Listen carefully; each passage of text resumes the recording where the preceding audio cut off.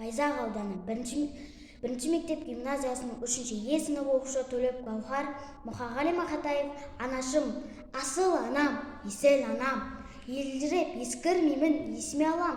Мен үшін сен сұлатқан ақ сүтіңді ақтамасам болып жүрмін несіне адам. Алыс жолда жүрсем де арып ашып, аға толып түсірмей жаның ашып, оқытып кешеу барған хаттарыңды отырмысың өрпейіп жаның ашып.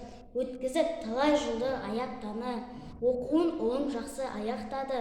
Анашым, білем сені қарсы емессің, кеттім мен тың даланы оятқалы.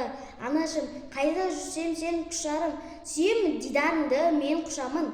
Қайда барсам өзіңдей қарсы алады, кең байтақ отанымның кең құшағы. Анашым, жаратылдың бағымашын, білмеймін көңілсізсің сағынасың. Қайда жүрсем қамқоршым, отаным бар, қапа болма мен үшін не қыласың.